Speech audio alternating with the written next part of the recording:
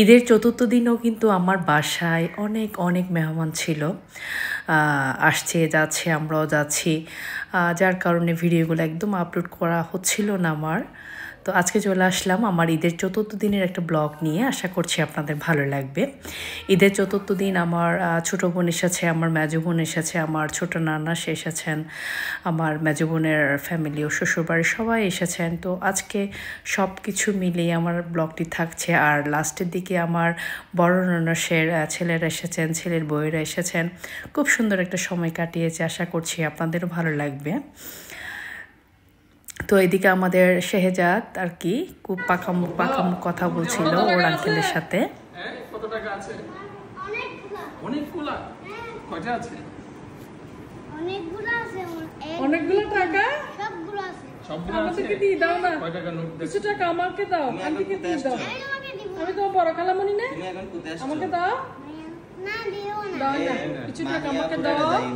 ওরে আল্লাহ, বাবাটা তো মার করে দিতে। কয় টাকা নাই? টাকা নাই? আচ্ছা আঙ্কেল ও জমা আছে, ব্যাংকে জমা আছে। এই তো কথা বলতে বলতে এদিকে আমার ছোট নানাসও চলে এসেছে। ছোট নানাসের ফ্যামিলি, আমার ছোট বোন এসেছে ওর ফ্যামিলি নিয়ে। একটু আগে তো আমাদের বুঝে বেটার আর কি পাকামোকা কথা শুনতে পেয়েছেন। তো খুব ভালো লাগছে। আবার এসেছে আমার এই আপনাদের ভাইয়ার আর কি মেজো ফুফুর, ওনার ছেলের বউয়েরা এসেছেন, ছেলেরা এসেছেন। তো এদিকে দেখতে পাচ্ছেন আমার মেজো বোনও চলে এসেছে, আমার নানাস আছে, আমার ছোটো বোন আছে, আমার আব্বা আম্মা এসেছেন। সব কিছু মিলিয়ে এত সুন্দর একটা সময় কাটিয়েছি আলহামদুলিল্লাহ। সবাই এসেছে, আমার ঘরটা একদম পরিপূর্ণ হয়ে গিয়েছে। যখন চলে যায় আবার মনটা একদমই খারাপ হয়ে যায়। তো সবাই বসে এখানে আড্ডা দিচ্ছিল। আর এদিকে আমি নাস্তা রেডি করে দিয়েছি। অনেক কিছু কিন্তু আয়োজন ছিল সেদিন, অনেক যা যা পছন্দ করে আর কি। এভাবে কিন্তু আমি ঈদের দিনের কিছু ডেজার্ট ছিল, তারপর আমি নিজে কিছু সকালে ঘুম থেকে উঠে বানিয়েছি। মোটামুটি প্রিপারেশনটা সকাল থেকে চলছিল। এদিকে একটা শাহী টুকরা করেছি, মালাই জর্দা করেছি। দেখতে পাচ্ছেন কেমন হয়েছে, অবশ্যই কমেন্টস করে জানাবেন।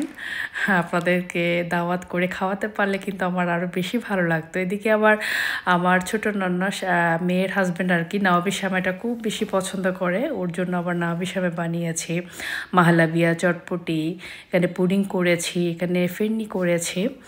যে যেটা খায় এভাবে খেয়ে নেবে। আবার সমোসার রোল, বিভিন্ন ধরনের নাস্তা কিন্তু ভেজে দেওয়া হবে যখন আসবে আর কি। এদিকে দেখতে পাচ্ছেন উনি হচ্ছেন আমাদের ভাবি, উনি আমার হাজব্যান্ডের আর কি মেজো ফুফি ছেলের বউ।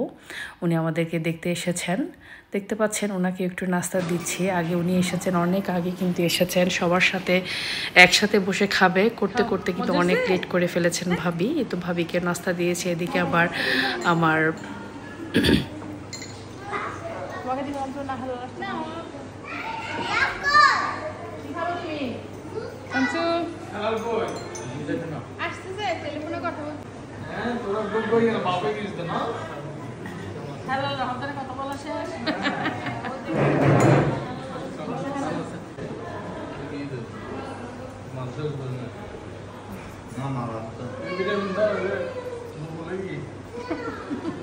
এই তো আমার ছোটো নানাসের একটা মাত্র মেয়ে, ওর হাজব্যান্ড আসলো।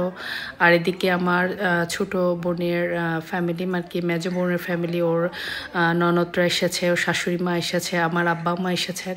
সবাই মিলে একসাথে বসে আমরা নাস্তা করে নিয়েছি।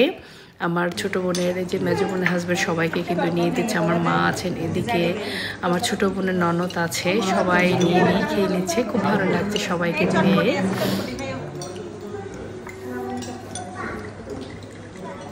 কত টাকা বকিস? কত টাকা বকিস? দিব না।